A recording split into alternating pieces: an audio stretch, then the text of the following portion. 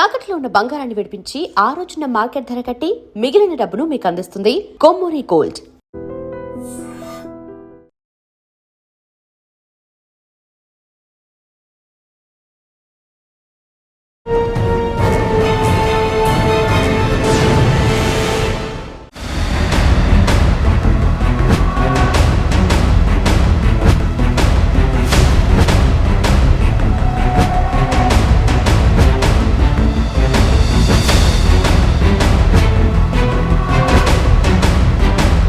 వాగపాక్ పక్కనే మనకి ధర్మారం క్యాంప్ కనిపిస్తుంది, సిఆర్పిఎఫ్ క్యాంప్.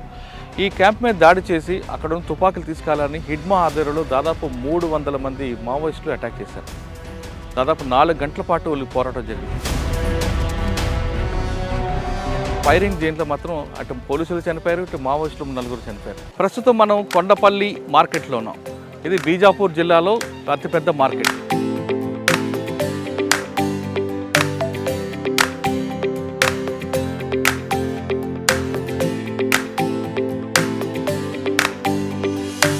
గ్రామాలకి సంతది చాలా గ్రామాలు ఉన్నాయి. ఇటు పువ్వార్త నుంచి ఉన్నాయి. పువ్వార్త, బట్టిగూడెం, ఇటు వచ్చి కౌరుగట్ట, అటు వెళ్ళి కంచెల.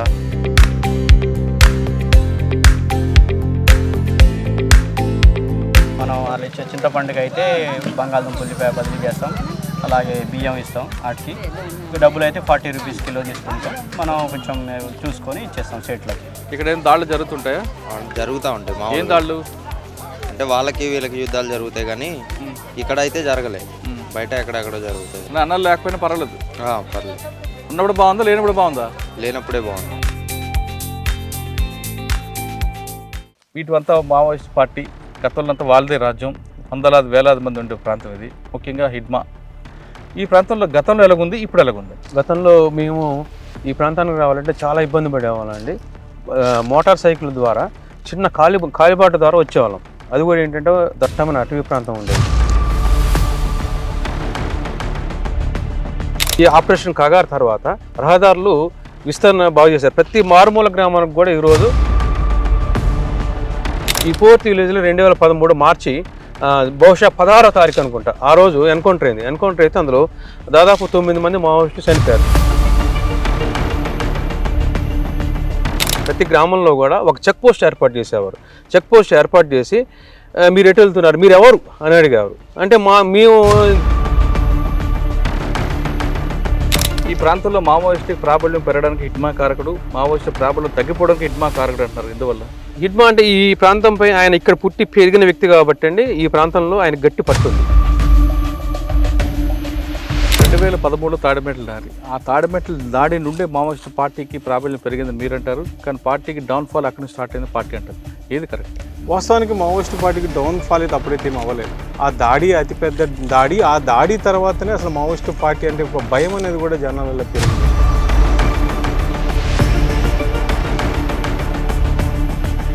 ఆ దాడి తర్వాతనే మావోయిస్టు పార్టీ అని అంటేనే ఒక భయం గులిపే పరిస్థితి అంటే ఆ సమయంలో అయితే కలిగిందంటే అక్కడ ఉన్న స్థానికులు అయితే. ఆపరేషన్ కగార్ ముందు దండకార్యం ఎలాగుంది, ఆపరేషన్ కగార్ తర్వాత దండకార్యం ఎలా ఉండబోతుంది? ఆపరేషన్ ముందు దండకార్యంలోకి మనం వచ్చిన పరిస్థితి ప్రస్తుతానికైతే పీస్ఫుల్గానే ఉంది. మళ్ళీ ఏమన్నా మా లొంగిపోయిన వాళ్ళ పరిస్థితి ఎట్లుంటుందో మనం చెప్పే పరిస్థితి లేదు. చాలా వరకు అయితే ఇప్పుడు అభివృద్ధికి దగ్గర అయ్యారు కాబట్టి మ్యాక్సిమం కూడా ఇక సాయుధ పోరాటానికి దూరంగా ఉంటారేమో మనం అనుకుంటాం. హిడ్మా చేసిన కార్యక్రమాలు ఏంటి? హిడ్మా మన కటకం సుదర్శన్ స్థూపం అంతా పటాన్ చేసిన ఎలాంటి కార్యక్రమం? ఒక విధంగా చెప్పుకోవాలంటే ఈ ప్రాంతాల్లోని చాలా వరకు హిడ్మా ఆదివాసులకు మెయిల్ చేశాడని అయితే నేను స్థానికులు నాకు కొంతమంది చెప్పడం జరిగిందంటే, వాళ్ళకి ఏ సమస్య ఉన్నా కూడా హిడ్మా ముందుండేవాడని అయితే చెప్పుకొచ్చేవాళ్ళు. ఎక్కువగా కూడా హిడ్మా చుట్టూరు వాళ్ళ పిన్నులు, బాబాయిలు మొత్తం వీళ్ళే ఉంటారు ఆయనకి రక్షణ.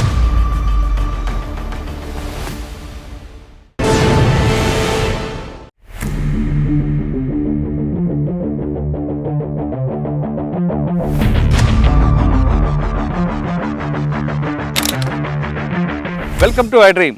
ప్రస్తుతం మనం తెలంగాణ ఛత్తీస్గఢ్ సరిహద్దులు ఉన్నాం. కొంత దూరం వెళ్ళిన తర్వాత మనకి బీజాపూర్, సుక్మా జిల్లాలకు వెళ్తుంటాం. ఇది భద్రాచలం నుంచి చెర్లకు దగ్గర ఉన్న బోర్డర్. ఈ బోర్డర్ నుంచి ఒకప్పుడు ఈ ప్రాంతం అంతా కూడా అన్నలకి పెట్టనుకోట. ఇది తాలిపేరు డ్యామ్. ఈ డ్యామ్ దగ్గర చాలా బాంబ్ బ్లాస్టులు జరగడం, అన్నలు వాటర్ కోసం వస్తున్నప్పుడు పోలీసులు వాళ్ళ కోసం మాట వేయడం, రకరకాల సంఘటనలు జరిగేవి. ఈ డ్యామ్ దగ్గరే పోలీసులు మాట వేయడం ప్రధాన కారణం ఏంటంటే ఛత్తీస్గఢ్ సంబంధించిన టాప్ లీడర్స్ అందరూ కూడా వాటర్ కోసం వస్తారు, వాళ్ళు ఖచ్చితంగా మన అంబుష్లో పడతారని పోలీసులకు దారి దృష్టి మళ్లించడానికి మావోయిస్టులు కూడా ఇక్కడ అంబుష్ వేయడం, వీళ్ళిద్దరి మధ్యన తాలిపేరు డ్యామ్ అనేది ప్రత్యక్ష సాక్షి. అటువైపుని తీసుకుంటే మావోయిస్టులు అందరూ రావడం, ఇటువైపు పోలీసులు రావడం, ఈ ప్రాంతం అనేది మనకు కనిపిస్తుంటుంది. ఎక్కువగా మావోయిస్టు ఎక్కువ ఎఫెక్ట్ జరిగింది అనగానే తాలిపేరు డ్యామ్ దగ్గర అన్నది ప్రత్యేకంగా కనిపిస్తుంది. ఈ ప్రాంతం ఒకప్పుడు ఎలా ఉండేది, ప్రస్తుతం ఆపరేషన్ కగార్ దగ్గర పడిన తర్వాత ఈ ప్రాంతం ఎలా ఉంది, మావోయిస్టు అడ్డా ప్రాంతాలకు మనం వెళ్తున్నాం. ఒకప్పుడు బాంబులతో నిత్యం మారుమోయిన ఈ ప్రాంతం అంతా కూడా మీ అందరికి చూపిస్తున్నా. ఆ ప్రాంతంలో ఎలాంటి పరిస్థితులు ఉండేవి, ఒకప్పుడు ప్రస్తుతం ఎలా ఉంది, తర్వాత ఆ పరిస్థితి ఆగిపోతుందా లేదా తిరిగి మరొకసారి పునరావృతం అవుతుందా అనే విషయం మీ అందరికీ వివరిస్తాను, చూద్దారండి.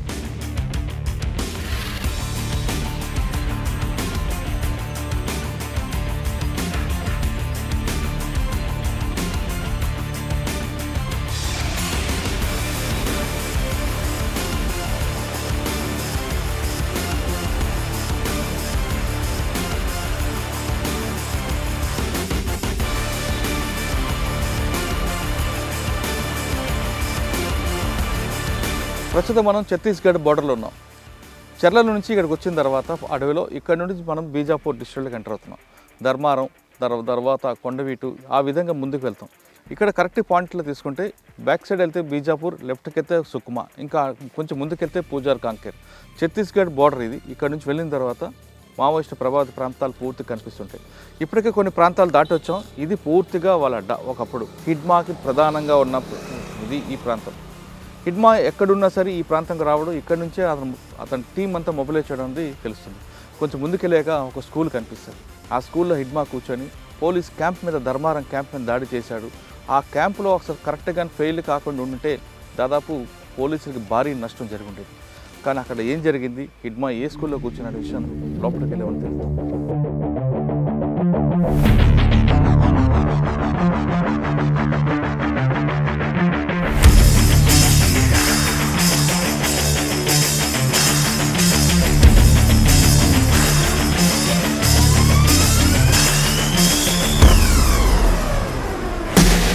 ప్రస్తుతం మనం బీజాపూర్ జిల్లాలో ధర్మారం క్యాంపు దగ్గర చింతవాగు మీద ఉన్నాం.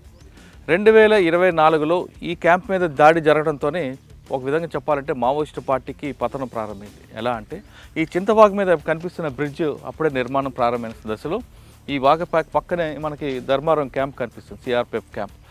ఈ క్యాంప్ మీద దాడి చేసి అక్కడ ఉన్న తుపాకులు తీసుకెళ్లాలని హిడ్మా ఆధ్వర్యంలో దాదాపు 300 మంది మావోయిస్టులు అటాక్ చేశారు. దాదాపు 4 గంటల పాటు వాళ్ళకి పోరాటం జరిగింది. అప్పుడు ఈ బ్రిడ్జి లేదు. ఈ బ్రిడ్జి కింద నుంచి వాళ్ళందరూ రావడం, ఇక్కడ మనకు కనిపిస్తున్నట్టుగా 2 వైపులు అంటే కుడివైపు నుంచి ఎడం వైపు నుంచి వాళ్ళందరూ ఒకేసారి ఆ క్యాంప్ మీద దాడి చేయడంతో వాళ్ళు లోపలికి వెళ్ళి వాళ్ళ ఇంటెన్షన్ ఏంటంటే లోపల కనబడిన ప్రతి కానిస్టేబుల్ని, ప్రతి సిఆర్పిఎఫ్ని చంపాలి, అక్కడ ఉన్న ఆయుధాలు ఎత్తుకెళ్లాలనేది హిడ్మా ఆధ్వర్యంలో జరిగింది. ఈ ధర్మారం క్యాంప్ దగ్గర ఉన్న స్కూల్లో హిడ్మా కూర్చొని ప్లాన్ చేయడంతో 300 మావోయిస్టులు చుట్టుముట్టు ఒకేసారి అటాక్ చేయడంతో వాళ్ళు వెళ్తున్న సమయంలో మనకి ఎదురుగా ఒక వెహికల్ కనిపిస్తుంది. ఆ వెహికల్ ఫైర్ చేయడంతో వాళ్ళందరూ ఎక్కడిక్కడ పారిపోయారు. ఇప్పుడు లోపలికి వెళ్ళే సమయంలో వాళ్ళకి సెంట్రీ కరెక్ట్గా ఫైట్ చేయడంతో వాళ్ళు వెళ్ళాల్సిన లోపలికి వెళ్ళకుండా ఆగిపోవడంతో అక్కడ లోపల పార్టీకి నష్టం జరగలేదు. కానీ ఈ ఫైరింగ్ జైన్లో మాత్రం అటు పోలీసులు చనిపోయారు, ఇటు మావోయిస్టులు 4 చనిపోయారు. ఇక్కడ ఎప్పుడైతే దాడి జరిగిందో దాంతో ప్రభుత్వం కూడా చాలా సీరియస్గా తీసుకొని ఇక్కడ క్యాంపులు పెట్టడం కాకుండా మావోయిస్టులు ఏరువేతకు గట్టిగా ప్రయత్నం ప్రారంభించింది.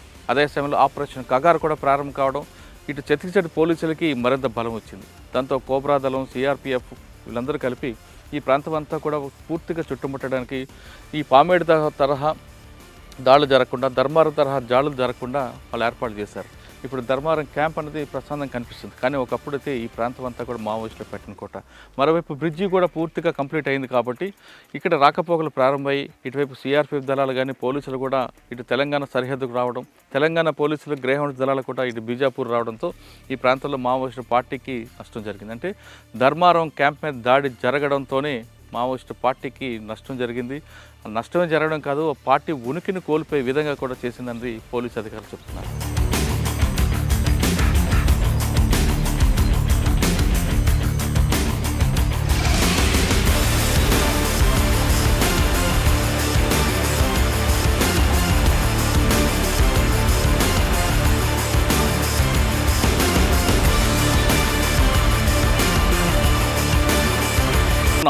ఇది ఒకప్పుడు అన్నలకి పూర్తి సామ్రాజ్యం ఏరియా.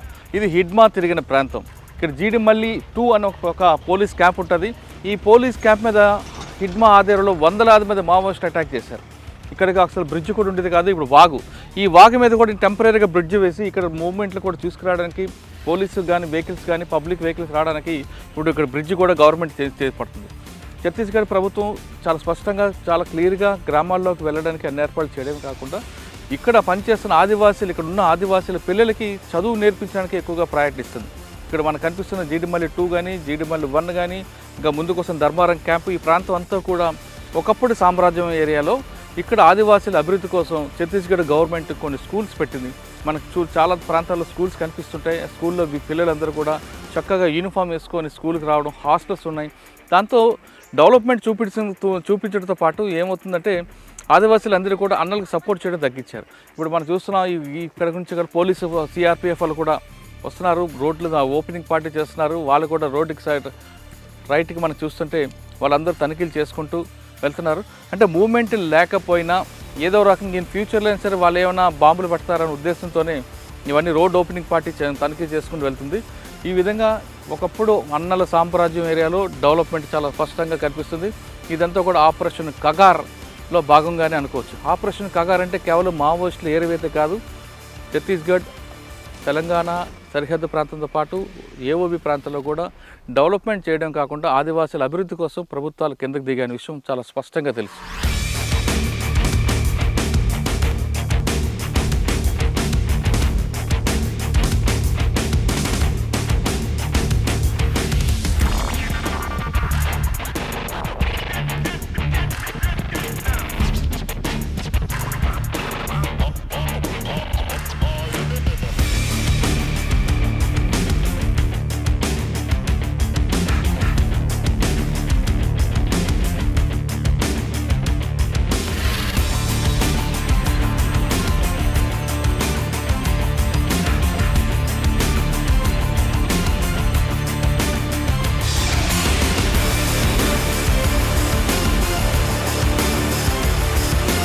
ప్రస్తుతం మనం కొండపల్లి మార్కెట్లో ఉన్నాం. ఇది బీజాపూర్ జిల్లాలో అతిపెద్ద మార్కెట్.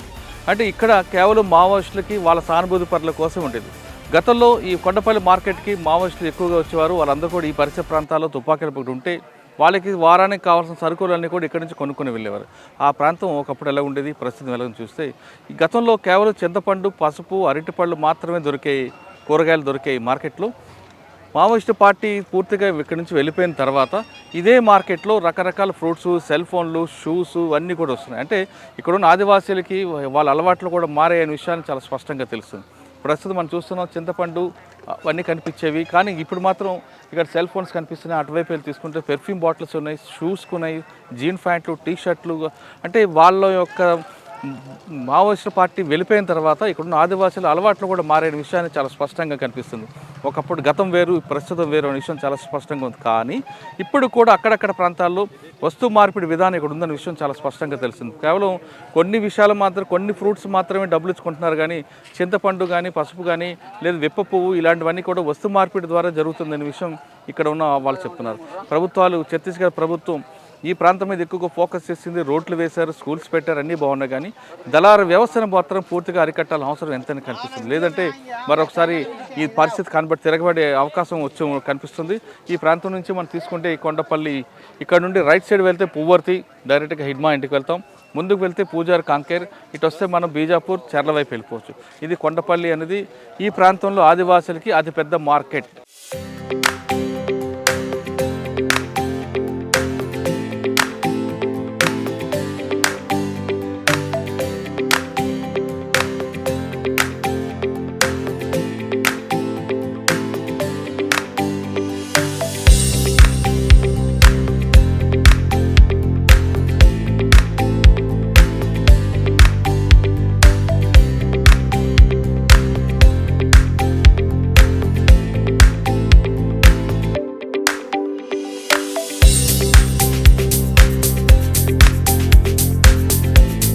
పేరేం పేరన్నా? నా పేరు మణికంఠ. ఎప్పటి నుంచి చేస్తున్నా మార్కెట్? 6-7 సంవత్సరాలు చేస్తాను. అన్నాలు వచ్చి ఉంటారా? రారు ఇక్కడ, ఓన్లీ సొంత జనాలే వస్తారు. వాళ్ళు వచ్చి కొంటుంటారట కదా, కొనుక్కొని వెళ్ళేవారట. కొనరు, రారు ఇక్కడ. ఇప్పుడు వస్తుంటారా? ఇప్పుడు ఎప్పుడు రా అంటే పోలీసులు వచ్చేవారు అప్పుడు కొని? అంటే మనకి వాళ్ళు ఎవరనేది మనకు తెలియదు కదా, ఇలా జనాలు వచ్చినట్టే వచ్చి కొనుక్కొని వెళ్తారు ఎవరైనా. పోలీసులు పోలీసు వాళ్ళు రారు ఇక్కడ. ఇక్కడ ఏం దాడులు జరుగుతుంటాయా? జరుగుతూ ఉంటాయి. ఏం మామూలు దాడులు అంటే వాళ్ళకి వీళ్ళకి యుద్ధాలు జరుగుతాయి కానీ ఇక్కడ అయితే జరగలే, బయట ఎక్కడెక్కడో జరుగుతాయి. ఇక్కడ వస్తువులని కొనుక్కొని అమ్ముతుంటారా, లేదంటే ఇంకా ఏమైనా దళారులు ఉన్నారు ఇక్కడ? అంటే మనం జనాలకు అమ్ముకోవడమే. దళారులు లేరా? లేదు. ఇక్కడ అన్ని బయట నుంచి వస్తే మార్కెటా, లోపల నుంచి కూడా వస్తాయి? బయట నుంచి వచ్చే మార్కెట్, చెర్ల నుంచి వచ్చే మార్కెట్. ఇక్కడ పండించి వచ్చిన మార్కెట్ ఎక్కడ ఉంది? పక్కన పెడుతున్నారు కదా చిన్న చిన్న షాపులు, అవి ఇక్కడ పండించినాయి. అన్నాలు లేకపోయినా పర్వాలేదు? పర్లేదు. ఉన్నప్పుడు బాగుందా, లేనప్పుడు బాగుందా? లేనప్పుడే బాగుంది. ఎందుకు అంటే ఎవరనేది మనకు తెలియదు కదా, ఇక్కడ వాళ్ళని వీళ్ళని తెలియదు కదా. సేమ్ అలాగే ఉంది యాస్టీజ్గా. అప్పుడు ఎలాగుంది, ఇప్పుడు అలాగే.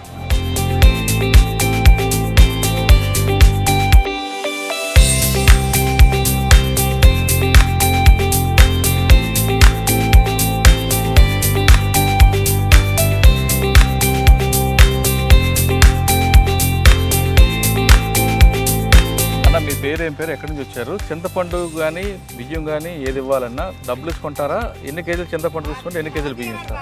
డబ్బులు అయితే 40 రూపాయలు ఇస్తామండి చింతపండుకి కేజీ. అదే బియ్యం అయితే 10 కేజీలకు 15 కేజీలు చింతపండు అనేప్పుడు 10 కేజీలు అట్లా ఇస్తాం. బియ్యం ఇస్తారు, ఇంకేమైనా ఇస్తుంటాం? బియ్యం ఇస్తాం, ఉల్లిపాయలు బంగాళదుంపలు అవన్నీ సరి ఈక్వల్ ఇస్తాం. అంటే వస్తు మార్పిడి ఉంది ఇంకా? అవును. ఎందుకు డబ్బులు తీసుకోవచ్చు కదా? డబ్బులు అంటే వాళ్ళు కావాలంటారు, వాళ్ళు మేమేం చేయలేము దానికి. అది వచ్చినప్పుడు మా వ్యాపారం పోద్ది కదా. అవి కావాలంటారు వాళ్ళు, కావాలంటే మేము ఇవ్వకపోతే మళ్ళీ రెండోసారి మాకు డబ్బులు కూడా రారు. ఏమి ఇస్తుంటారు ఇక్కడ? చింతపండు ఒకటే, ఇంకేముంటాయి? ఇప్ప పూలు ఇస్తారండి, విప్ప పువ్వు, ఇంకా చింతగింజలు ఇస్తారు. మీరు పువ్వు తీసుకొని ఇప్ప పువ్వు తీసుకొని మేము వీళ్ళకి అమ్మేస్తాం. మండి వాళ్ళు ఇక్కడికి వచ్చినప్పుడు మేము రిటైల్ తీసుకుంటాం, హోల్సేల్గా వాళ్ళకి అమ్మేస్తాం. ఇక్కడ చింతపండు కేజీ ఎంత కొంటారు? చింతపండు వచ్చి 40 రూపాయలు. కిందకి ఎంత అమ్ముతారు? 45, 46. కానీ మీకు మరి ఖర్చులు ఉంటాయి కదా? ఉంటాయి కదా. చింతపండు ఇంకేముంటాయి? ఇప్ప పూలు కాకపోతే సీజన్ రాలేదు ఇంకా. అదేంటిది? అవి పాత చిన్న ఇప్ప పూలు. ఇప్ప పువ్వు ఇది? ఇప్ప పువ్వు. దీంట్లోంచి సారా వస్తుందా? సారాకు ఇంకా మిగతాది ఏం చేస్తారో మనకు తెలియదు. యాక్చువల్గా అయితే సారా ఇటుకేసులు. మీది ఎవరికి అమ్ముతారు ఇది? వస్తారండి ఇక్కడ సేట్లు వస్తారు, ఆవుపిల్లి ఆశీస్ వాళ్ళు వస్తారు. కాకపోతే ఇప్పుడు రావట్లేదు అయినా అట్లా ఎవరు మన దగ్గర ఒక 2 రూపాయలు 3 రూపాయలు ఎక్స్ట్రా ఎవరు పెడితే వాళ్ళకి ఇచ్చేస్తారు. ఒకప్పుడు ఇది అన్నల ఏరియా చూసేవారు, ఎప్పుడు అన్నలు వచ్చేవారు ఇక్కడికి? ఇక్కడికా ఇందులోకి అయితే ఒకప్పుడు ఎప్పుడో అంటే మామూలు సంఘపోళ్ళు ఉండేటోళ్ళు, వాళ్ళు పెట్టేటోళ్ళు. వాళ్ళైతే బహిరంగంగా ఇట్లా వచ్చి అయితే పెట్టేటోళ్ళు. ఇప్పుడు అంతకుముందు గతాలు ఎప్పుడైనా పెట్టారేమో కానీ ఈ గత 5-6 సంవత్సరాలు అయితే ఎప్పుడు పెట్టలేదు. సంత కాపోయినా ఇక్కడ కొంతమందికి వాళ్ళు దళారులకి రాకుండా రేట్లు తగ్గించకుండా పెట్టామని చెప్తుంటారు, నిజమేనది? రేట్లు అంటే వాళ్ళు ఉన్నప్పుడు కరెక్ట్ ఖచ్చితమైన రేట్లు నడిచినాయి, నిజమే అది. అది నిజం. ఇప్పుడు అంటే ఇప్పుడు ఎవరిష్టాసారం అయిపోయింది వాళ్ళు. ఎందుకంటే భయం అనేది లేదు. ఇప్పుడు మేము కాటా పెట్టాము, నా కాటా కరెక్ట్ లేదనుకోండి, వాళ్ళతో రేపు కొట్టడం అనేది జరిగింది, ఏదైనా చేయగలరు. ఆ భయం ఉంటుంది కాబట్టి నేను చేయలేను కదా, మోసం అనేది చేయలేను కదా. ఇప్పుడేముంది, నేను ఇంత మాట చెప్పిన నేనైనా చేయొచ్చు, చెప్పలేము కదా. నిజం మాట్లాడారు. అది అంటే వాళ్ళు ఉండడం మంచిది అంటారా? వ్యాపారం విషయంలో అయితే వాళ్ళు ఉన్నప్పుడే బాగా నడిచింది. ఖచ్చితమైన రేటు 40 రూపాయలు చెప్తే 40 రూపాయలు ఖచ్చితంగా ఇచ్చాం. మాకు వచ్చే 3 రూపాయలు 4 రూపాయలు చూసుకొని ఇచ్చేసేటోళ్ళం, బాగుంది అప్పుడు. ఇప్పుడు కస్టమర్కి ఇప్పుడు ఏముంది, ఇప్పుడు అవతలాడు మోసం చేసినప్పుడు మేము కూడా చేయవలసి వస్తుంది. అవతలాడు 50 రూపాయలు అన్నప్పుడు నేను ఇవ్వకపోతే నా దగ్గర రాడు కదా కస్టమర్, నేను కూడా చేయవలసి వస్తుంది. ఇప్పుడు నేను కూడా ఇప్పుడు ఈ కాటా మీద 40 రూపాయలు ఇస్తానంటున్నా, అది ఇవ్వట్లేదు, నాకు 50 రూపాయలు కావాలంటున్నా, నేనేం చేయాలి? లేకపోతే నా వ్యాపారం పోతుంది. నేను దీని మీద 40 రూపాయలు ఇస్తానంటాను, నేను 45కి అట్లా అమ్ముతున్నాను కాబట్టి, 46కి అమ్ముతున్నాను కాబట్టి. మరి ఈ సమస్య పోవాలంటే ఏం చేయాలి? ఈ సమస్య పోవాలంటే జనాలల్లో వాళ్ళకి ఒక ఇది రావాలి. ఊర్లో ఉన్నోళ్ళు కుర్రోళ్ళు, చదువుకున్న కుర్రోళ్ళు ఇట్లా అమ్మాలి, ఇట్లా చేయాలని వాళ్ళు చెప్పాలి. ఎందుకంటే వాళ్ళు ఎట్లా లేరు అంటే ఇప్పుడు అంత ఇది లేదు కాబట్టి ఊర్లో ఉన్న చదువుకున్న కుర్రోళ్ళే మనం ఇట్లా చేయాలని వాళ్ళు చెప్పాలి. ఊర్లో ఎక్కడెక్కడ నుంచి ఎవరెవరు వస్తున్నారు ఊర్లోకి, ఎట్లా ఇష్టసారంగా కొంటున్నారు కాబట్టి ఊర్లో ఉన్న చదువుకున్న కుర్రోళ్ళు మనం వాళ్ళు కూడా కొంతమంది కరెక్ట్ చెప్పలేకపోతున్నారు. నేను వెళ్ళి కొంతమంది చెబుతున్నాను, ఈ కాటా మీద ఎట్లా ఇస్తాను అని చెబుతున్నాను. అయినా సరే వాళ్ళు మాకు ఎక్కువ కావాలంటున్నారు. ఎక్కడి నుంచి వాళ్ళు, నా జేబులో డబ్బులు అయితే ఇవ్వలేను కదా. మార్జిన్ ఒక 5 రూపీస్ 4 రూపీస్ లేకుండా చేయలేను. వ్యాపారం అంటే అలా మార్జిన్ ఉండాలి కదా. కూలీలు వస్తారు, వాళ్ళు వస్తారు, వీళ్ళు వస్తారు, అక్కడి నుంచి రావాలి, తీసుకెళ్ళాలి. అది అట్లా అప్పుడు ఏం చేసేటోళ్ళు వాళ్ళే చెప్పేటోళ్ళు, ఇంతకు తీసుకోవాలి ఇంత. అప్పుడు వాళ్ళకి మాకు ఇంత ఇది ఉండేది కాదు. ఇప్పుడు మీ ఎంతమందికి చెబుతాం మేము? ఇప్పుడు మీలాగా ఎంతమంది వస్తారు ఇక్కడికి? చాలామంది వీళ్ళందరూ వచ్చేటోళ్ళు. ఈ కొండపల్లి సంతకి ఎక్కువ ఫేమస్ ఏంటి? సరుకు వస్తుంది, బాగా వస్తుంది. ఇప్పు పూలు, గారబద్దలు, చింతపండు, చుట్టుపక్కల బాగా ఊర్లు ఉన్నాయి కాబట్టి. ఎన్ని గ్రామాలకి ఈ సంతది? చాలా గ్రామాలు ఉన్నాయి. ఇటు పువ్వార్తి నుంచి ఉన్నాయి. పువ్వార్తు, బట్టిగూడెం, ఇటు వచ్చి కౌరుగట్ట, అటు వెళ్ళి కంచెల, ఇవన్నీ. ఇటు నుంచి వచ్చి దామారం, ఇటు వెళ్తే కోమటపల్లి, రేగపల్లి, ఇటు వెళ్తే తిమ్మిరిగూడెం, అటు కమలాపురం, నరసాపురం, ఇట్లా చుట్టూ చాలా ఊర్లు ఉన్నాయి. అందుకే ఇక్కడికి ఎక్కువ వస్తారు. ఇక్కడ ఉన్న దాంట్లో ఇదే పెద్ద సంత. ఇంకేమున్నాయి ఇంకా ఇది కాకుండా సంతలా? ఇది కాకుండా అంటే మరి చుట్టుపక్కల అయితే అటు ఉంది, మళ్ళీ భీమారాన్ని ఉంది కానీ అది పెద్ద సంత ఏం కాదు. ఇది పెద్దది, ఇదే పెద్ద. వారానికి ఒకసారి భీమారం ఉంది కానీ అది అంత పెద్ద సంత ఏం కాదు. అంటే కొద్దిగా వస్తారు. పెద్ద సంత అంటే ఇదే. ఇప్పటికీ చూస్తున్నాం, కనిపిస్తుంది మనకి ఎంత డెవలప్ అయినా వస్తు మార్పిడి ఉందంటారు. కానీ దానికి కూడా కారణం ఆదివాసీలే. వాళ్ళు అభివృద్ధి లేకపోవడం వల్లే ఇటువంటి పరిస్థితి వచ్చిందని ఒక మిత్రుడు చెప్తున్నారు. ఇప్పటికైనా ప్రభుత్వాలు ఖచ్చితంగా వచ్చి వీళ్ళకి వస్తు మార్పిడి వల్ల వచ్చే లాభం ఏంటి, డబ్బు తీసుకుంటూ వచ్చే నష్టమా లాభమా అనే విషయాన్ని వీళ్ళకి అవగాహన కల్పిస్తే వాళ్ళలోనే మార్పు వచ్చే అవకాశం ఉందని చాలా స్పష్టంగా తెలుస్తుంది. ఇది కొండపల్లి సంతలో ఇది ఒకటే కాదు, విప్పు పువ్వే కాదు, రకరకాల వస్తువులు ఉంటాయి. ఈ ప్రాంతంలో దాదాపు 7 గ్రామాలు కానీ అన్ని గ్రామాలకి అతిపెద్ద సంత ఏదంటే కొండపల్లి. ఇక్కడ గతంలో మావోయిస్టులు వచ్చేవారు, వాళ్ళకి కావాల్సిన సరుకులను కొనుక్కెళ్ళారు. వాళ్ళు రాకపోయినా వాళ్ళకి సానుభూతి పనులు వచ్చి ఈ సంత మీద ఆధారపడేవారు. ఇక్కడ పువ్వర్తి కానీ హిడ్మాకు సంబంధించిన కానీ వివరాలు ఇక్కడ రావాల్సింది. ఇప్పుడు మనం ముందుకు వెళ్తే కొంత దూరంలో పెద్ద బండరాలు కనిపిస్తాయి. అదే దామోదర్కి అడ్డా. ఆ దామోదర్ కూడా అక్కడి నుంచి ఫోటోలు దిగి మీడియాకి రిలీజ్ చేసిన వ్యక్తి. ఈ ప్రాంతం అన్నలకి పెట్టని కోట, వాళ్ళ సామ్రాజ్యం అన్నది చాలా స్పష్టంగా చెప్పొచ్చు. కానీ ఇప్పుడు కాదు, ఇప్పుడు పూర్తిగా పోలీసుల క్యాంపుల మధ్యలో నడుస్తుంది కాబట్టి ఎలాంటి ఇబ్బందులు. కానీ ఆదివాసీలు నష్టపోకుండా ఉండాలంటే ప్రభుత్వాలు ఖచ్చితంగా వాళ్ళకి అవగాహన కార్యక్రమాలు కల్పించిన అవసరం ఎంతైనా కనిపిస్తుంది.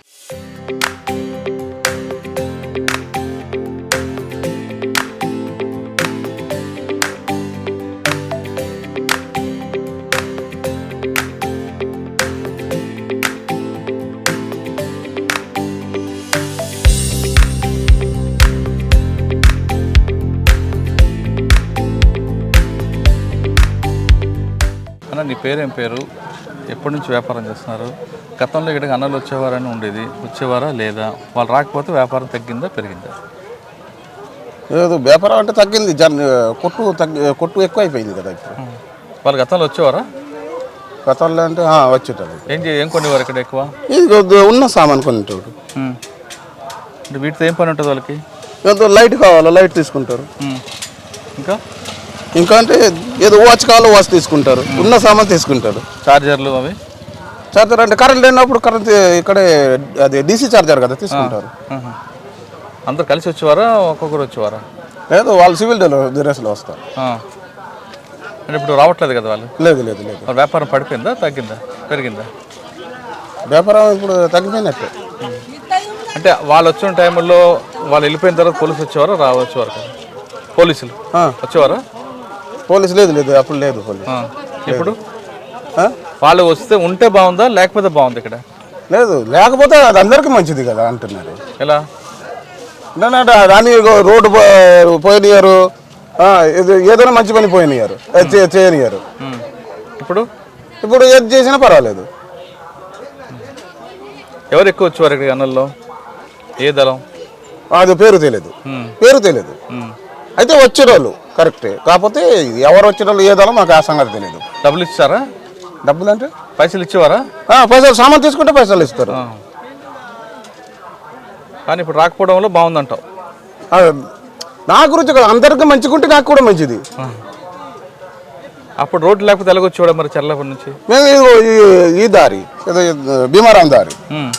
ఇప్పుడు ఈ దారి పామిడి దారి. ఏ దగ్గర నీకు? పామిడి బాగుందా, భీమారం బాగుందా? భీమారం కొంచెం దగ్గర ఉండే.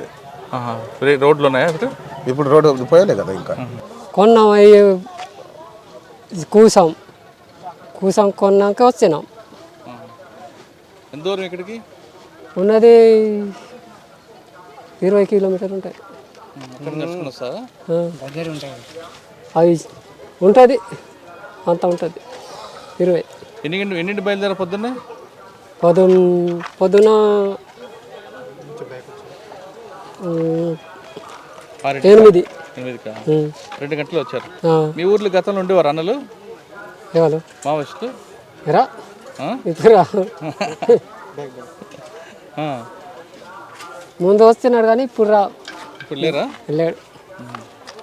ఎవరు ఉండేవారు ఎక్కువ అక్కడ ఎక్కడ నీ దగ్గర? మాకు ఎవరు లేడుగా. అవి వాళ్ళు ఉన్నప్పుడు బాగుందా లేనప్పుడు బాగుందా? ఇప్పుడు బాగుంది. ఎందుకు? అప్పుడు ఆడు చీకలు చేస్తే చీకలు చేసుకున్నాడు. అంటే మాకు వీడు పొలం పని అనేది చేస్తే వాళ్ళు చీకలు చేస్తున్నారు. ఇప్పుడు బాగుంది. వస్తు మార్పిడి పద్ధతి ఇంకా కొనసాగుతుంది అని చెప్పడానికి కొండపల్లి సంత నిదర్శనం. ప్రస్తుతం మనతో పామిడి సందన ఒక వ్యాపారి ఉన్నారు. ఆయన అడిగి ఏం తీసుకొచ్చారు వాళ్ళు, ఏమిచ్చి ఏం కొంటారు విషయం ఉంటుంది. తమ్ముడు, పామిడి నుంచి వచ్చారు మీరు, ప్రతి వారం జరుగుతుంది. వీళ్ళు ఎక్కడి నుంచి వచ్చారు, ఏం తీసుకొచ్చారు, నువ్వు వాళ్ళకి ఏమిచ్చి వాళ్ళ దగ్గర బయట మొస్సు తీసుకుంటావు? అంటే వాళ్ళు మన ఇక్కడే లోకల్ వాళ్ళు వస్తారు, దూరం నుంచి కూడా వస్తారు. మనం వాళ్ళు ఇచ్చే చింతపండుకి అయితే బంగాళదుంప ఉల్లిపాయ బదిలీ చేస్తాం, అలాగే బియ్యం ఇస్తాం. వాటికి డబ్బులు అయితే 40 రూపీస్ కిలో తీసుకుంటాం. మనం కొంచెం చూసుకొని ఇచ్చేస్తాం సేట్లకి. ఎందుకు క్యాష్ ఇవ్వకుండా వస్తారు? బియ్యం వాళ్ళకి వస్తువు ఏది అడిగితే అది ఇస్తాం మనం. వాళ్ళకి నిత్యావసర సరుకులు ఏమి కావాలి, ఇప్పుడు బంగాళదుంప ఉల్లిపాయ కావాలా, వాటికి బదిలీకి ఇస్తాం. వాటికి పైసలు కావాలంటే మనీ కావాలి, మనీ అంటే మనీ ఇస్తాం. దానికి వాల్యుయేషన్ చూసి ఎన్ని కిలోలు అయితే అన్ని కిలోలకు డబ్బులు ఇస్తాం. గతంలో ఇక్కడికి అన్నలు వచ్చేవారా? అన్నాలంటే ఇక మన గతంలో మనం ఎక్కువ రాలే, మమ్మీ వాళ్ళు చేసేవాళ్ళు. నేను ఇప్పుడు ఈ మధ్యలో వస్తున్నా.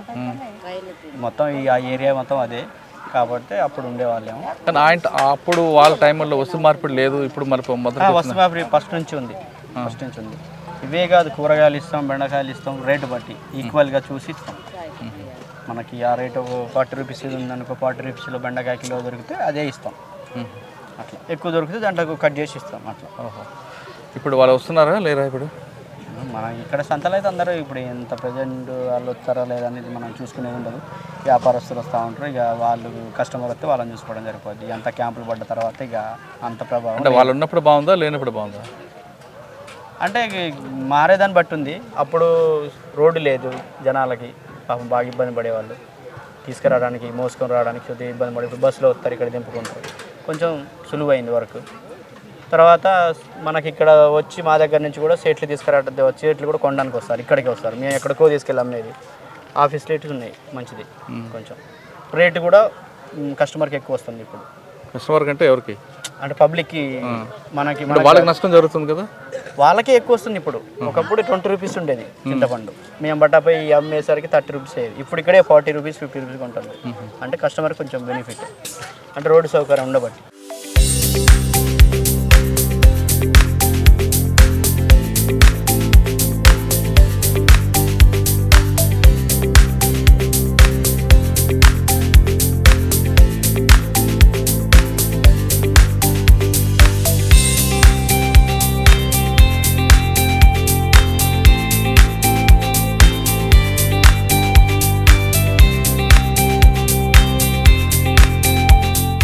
ప్రస్తుతం మనం బీజాపూర్ జిల్లాలో హిడ్మా పుట్టి పెరిగిన ప్రాంతంలో ఉన్నాం.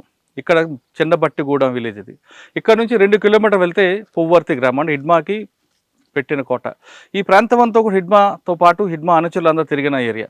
ఇప్పుడు మన చిన్నబట్టిగూడెం సూపందూరం. చిన్నబట్టిగూడెం మావోయిస్టు పార్టీకి పూర్తిగా సానుభూతిపరుడైన ఒక వ్యక్తి చనిపోతే ఆయన పేరు మీద గ్రామస్తులే కట్టిన స్తూపం ఇది.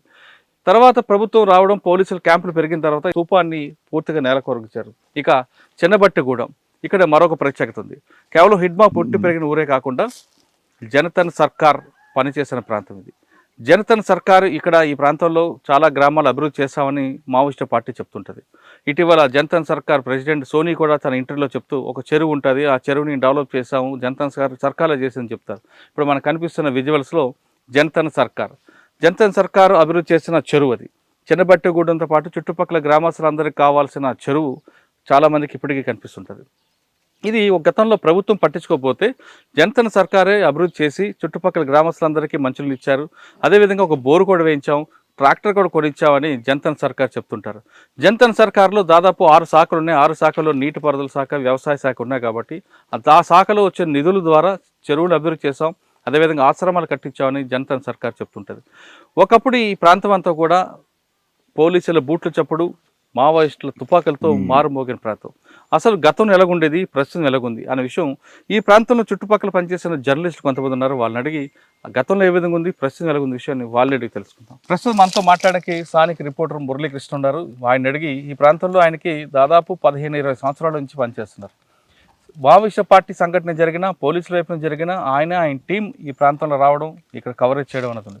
ఈ ప్రాంతంలోకి ఇప్పుడంటే రోడ్లు ఉన్నాయి కానీ గతంలో రోడ్లు కూడా లేని ప్రాంతంలో ఈ జర్నలిస్టులు, స్థానిక జర్నలిస్టులు సాహసం చేసి వచ్చారని చెప్పాలి. ఎందుకంటే కిందకి ఎటు తెలియకుండా ఒక కాలేజ్ వేస్తేనే మందుపాత్ర పెళ్తుంది, వాగులు ఉన్నాయి, వంకలు ఉన్నాయి. ఇవన్నీ దాటుకుంటూ వాళ్ళు సాహసం చేసి ఈ ప్రాంతంలో జరిగిన సంఘటనని రిపోర్ట్ చేసేవారు. అంటే బాహ్య ప్రపంచానికి ఒక సంఘటన తెలియాలంటే ఈ ప్రాంతంలో జరిగిన సంఘటనలే వీళ్ళు వచ్చి సాహసం చేస్తేనే బయటికి తెలిసేది. అటువంటి జర్నలిస్టులు పరిచయం చేస్తున్నా. ఆయన ముందు మురళీకృష్ణ గారు అడుగుతాం. మురళీకృష్ణ గారు నమస్తే అండి. నమస్తే సార్, వీటివంతా మావోయిస్టు పార్టీ గతంలో అంతా వాళ్ళదే రాజ్యం, వందలాది వేలాది మంది ఉండే ప్రాంతం ఇది, ముఖ్యంగా హిడ్మా.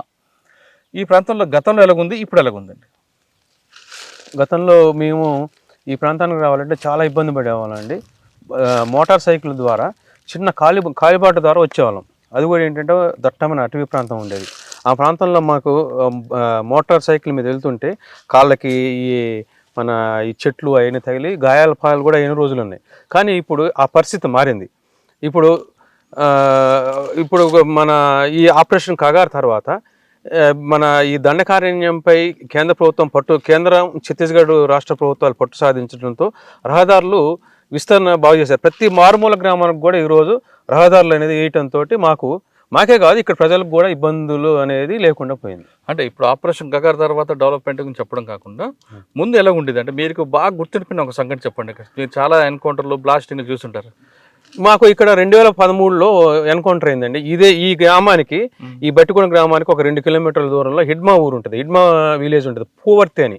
ఈ పూవర్తి విలేజ్లో 2013 మార్చి బహుశా 16వ తారీఖు అనుకుంటా ఆ రోజు ఎన్కౌంటర్ అయింది. ఎన్కౌంటర్ అయితే అందులో దాదాపు 9 మంది మావోయిస్టులు చనిపోయారు.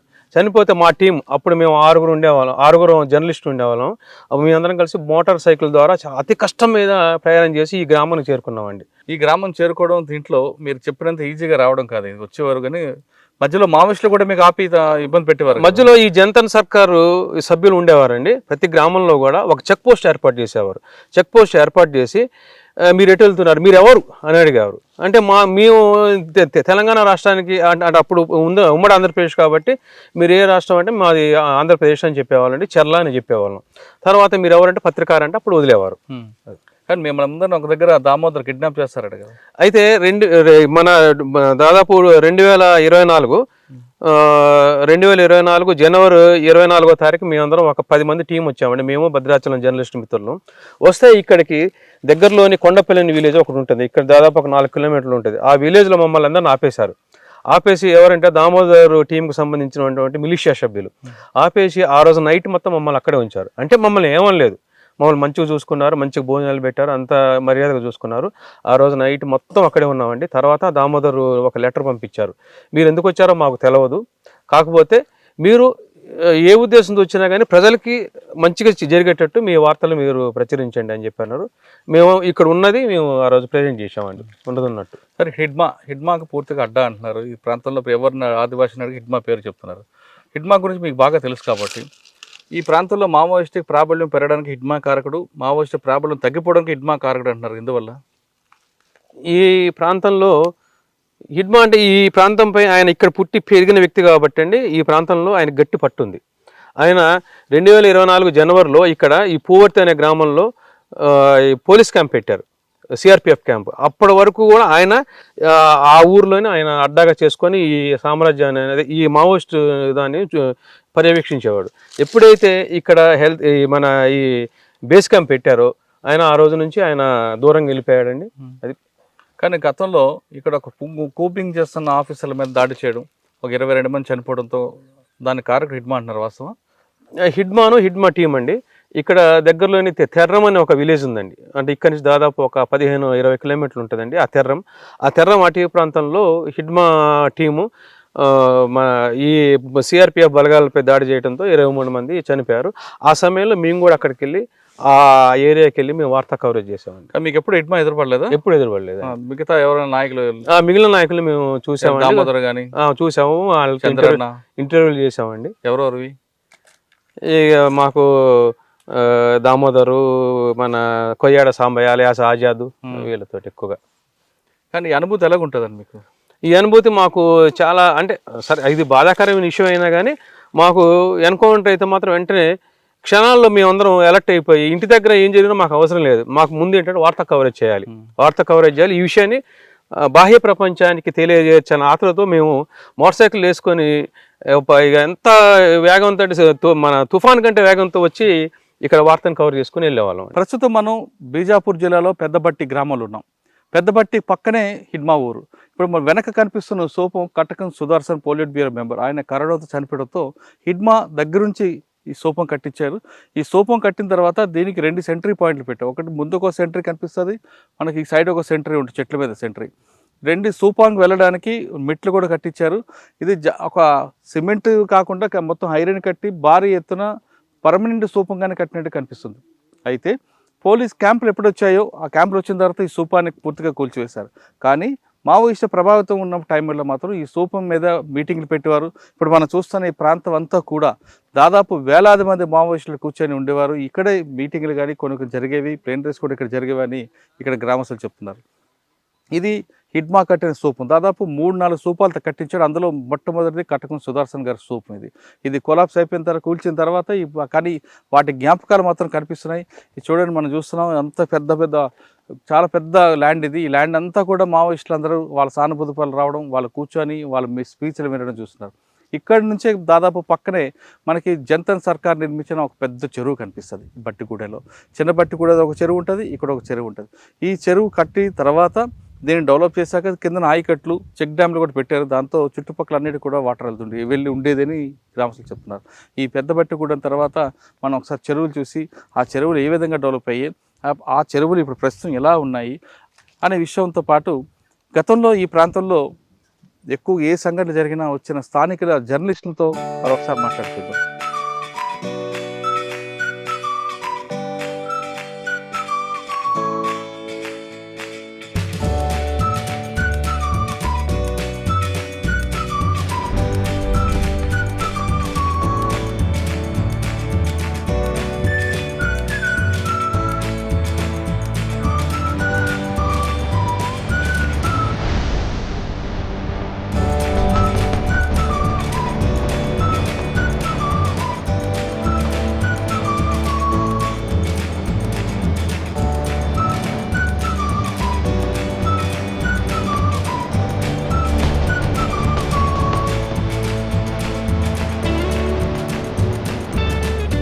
ప్రస్తుతం మనం కట్టకం సుదర్శన్ గారి సోపం వెనుకున్న చెరువు ఉంది. ఈ చెరువు జంతన్ సర్కార్ ప్రారంభించింది. దాదాపు చుట్టుపక్కల గ్రామాలన్నిటి కూడా ఇక్కడ నుంచే మంచినీరు సరఫరా చేశామని, దీని కింద చెక్ డ్యామ్స్ కట్టామని జంతన్ సర్కార్ సంబంధించిన ప్రెసిడెంట్ కూడా గతంలో మనకి చూశారు. ఈ చెరువు చాలా పెద్దది కట్టింది. ఈ చెరువుతో పాటు ఇక్కడ గతంలో కట్టకం సుదర్శన్ గారు చనిపోయిన తర్వాత నిర్మించిన సోపు కింద పెద్ద మీటింగ్ జరగడం చాలామంది తెలిసిన విషయం. ఇక్కడ ఏం జరిగినా ఇమీడియట్గా స్థానిక జర్నలిస్టులు వచ్చేవారు. ఆ జర్నలిస్టులో ఎక్కువ శాతం వచ్చి పార్టీతో పాటు పోలీసులకి ప్రజలకి మధ్యన ఒక బ్రిడ్జిలా ఉన్న వ్యక్తి మణి అని స్థానికులు. చిన్న సంఘటన జరిగిన వెంటనే ఆయనకి ఉత్సాహం ఎక్కువ కాబట్టి ఈ కాలంతో సంబంధం లేకుండా వాగైనా వంకైనా దాటుకుంటూ చెప్పాడు. ఆయన ఇందుకు పనిచేస్తున్న టైంలో పార్టీ ఎలాగుండేది, అటువైపు నష్టాలు ఎలా జరిగేవి, ప్రస్తుతం ఎలా ఉండే విషయాన్ని నమస్కారం. పార్టీని దాదాపు చూసుకొచ్చాం 2006 నుండి, అప్పుడు జర్నలిజం వచ్చిన తర్వాత ఎలా ఉంది, 2016 వరకు ఎలా ఉంది, 2026 వచ్చేసరికి ఎలా ఉంది. 2006లోనే మావోయిస్టుల ప్రాబల్యం ప్రాంతంలో చాలా అధికంగా ఉండేది. ఎక్కడ చూసినా కానీ నిత్యం కూడా మావోయిస్టుల కదలికలు ఉండేటివి, అలా బ్యానర్స్ ఎక్కువగా పడేటివి. ఈ ప్రాంతానికి మనం వచ్చే పరిస్థితి ఎప్పుడు లేదు. ఎక్కడ కూడా మనం దండకారణ్యాలకు వచ్చే పరిస్థితి లేదు. అదే 2016కు వచ్చేసరికి కొంచెం పార్టీ ప్రభావం కొంచెం తీవ్రతరమైంది. అంటే 2010 దాడి, తాడిమెట్ల దాడి, ఈ దాడి తర్వాత కూడా ఈ ప్రాంతంలో ఇంకా ప్రాబల్యం పెరిగింది. ఆ తర్వాత కొంచెం డౌన్ఫాల్ అవుతూ మావోయిస్టుల కదలికలు కొంతవరకు అయితే తగ్గాయి. ఇప్పుడు ఆపరేషన్ కగారు జరుగుతున్న నేపథ్యంలోనే ఆల్మోస్ట్ చాలా వరకు మావోయిస్టుల ప్రాబల్యం తగ్గింది. ఇక్కడికి మనం వచ్చాము అంటే కూడా ఒకప్పుడు రాలేని పరిస్థితి. కానీ ఇప్పుడు మనం ఈ ప్రాంతానికి మోటార్ సైకిల్ మీదుగా హ్యాపీగా అయితే రావడం అయితే జరిగింది. అంటే ఆపరేషన్ కగారు అయితే మావోయిస్టు పార్టీ మీద 99% అయితే ఒక ప్రభావం అయితే చూపించింది. 2013 తాడిమెట్ల దాడి, ఆ తాడిమెట్ల దాడి నుండే మావోయిస్ట్ పార్టీకి ప్రాబల్యం పెరిగిందని మీరు అంటారు, కానీ పార్టీకి డౌన్ఫాల్ అక్కడి నుంచి స్టార్ట్ అయింది పార్టీ అంటారు. ఏది కరెక్ట్? వాస్తవానికి మావోయిస్ట్ పార్టీకి డౌన్ఫాల్ అయితే అప్పుడైతే ఏం అవ్వలేదు. మావోయిస్ట్ పార్టీలోని ఆ దాడి అతిపెద్ద దాడి, ఆ దాడి తర్వాతనే అసలు మావోయిస్ట్ పార్టీ అంటే ఒక భయం అనేది కూడా జనాలలో పెరిగింది. అప్పటి నుంచే వాళ్ళు మిగతా చోట్ల కూడా కమిటీలు పెంచుకోవడం, కమిటీ దండకారణ్యంతో పాటుగా వివిధ రాష్ట్రాలకు కూడా కొన్ని పార్టీలను అయితే విస్తరించడం అయితే జరిగింది. అసలు తాడిమెట్ల దాడి చెప్పండి. తాడిమెట్ల దాన్ని ఎందుకంటే అక్కడ నేను రిపోర్టింగ్ చేశాను. నేను ఆ ప్రాంతంలోకి వెళ్ళినప్పుడు కూమింగ్కి వచ్చినటువంటి పార్టీస్ని లక్ష్యంగా చేసుకొని వీళ్ళు అటాక్ చేయడం అయితే జరిగింది. ఒక కొండ ప్రాంతంలో నుంచి అయితే వాళ్ళు మావోయిస్టులు అయితే అటాక్ చేశారు. అక్కడ ఉన్నటువంటి స్థానికులతో కూడా నేను ఇంటర్వ్యూ కూడా చేశాను ఆ రోజు. అసలు అప్పుడు ఎలా జరిగింది ఇండు అనే దాన్ని కూడా కొంతమంది స్థానికులు కూడా నోరైతే మెదపలేదు, అసలు ఏం జరిగింది చెప్పే ప్రయత్నం చేయలేదు. కానీ సేదతూరుతున్నటువంటి పార్టీ మీద అయితే అప్పుడు అయితే అటాక్ చేయడం అయితే చేశారు. దాన్ని అటాక్ చేసిన తర్వాత కూడా వాళ్ళ మావోయిస్టులు కూడా చనిపోయారు, దాదాపు ఒక 7గురు. వాళ్ళ డెడ్ బాడీస్ని కూడా అప్పుడు పార్టీ కూడా రిలీజ్ చేసింది.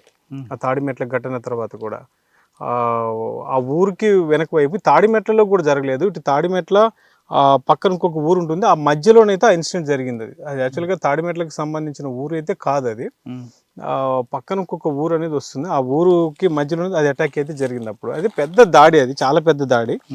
ఆ దాడి తర్వాతనే మావోయిస్ట్ పార్టీ అని అంటేనే ఒక భయం గులిపే పరిస్థితి అయితే ఆ సమయంలో అయితే కలిగిందనేది అక్కడ ఉన్న స్థానికులు అయితే మనం రిపోర్టింగ్ చేసిన క్రమంలో అయితే చెప్పడం అయితే జరిగింది. 2006, 2016, 2026 అంటే 2024 నుండి క్రమేపీ తగ్గింది, కానీ 2024 వరకు ఇక్కడ జరిగిన సంఘటనలు చాలా కవర్ చేశారు మీరు. మీకు బాగా గుర్తుండిపోయిన సంఘటన, ఆ గుర్తుండిపోయిన సంఘటనలో వచ్చిన చాలా అని చెప్పండి. 2013లో ఒక ఇన్సిడెంట్ జరిగింది. ఇప్పుడు మనం ప్రతి ఏడాది కూడా పోలీస్ అమరవీరుల క్రమంలోని ఒక పోస్ట్ మనం చూస్తుంటాం.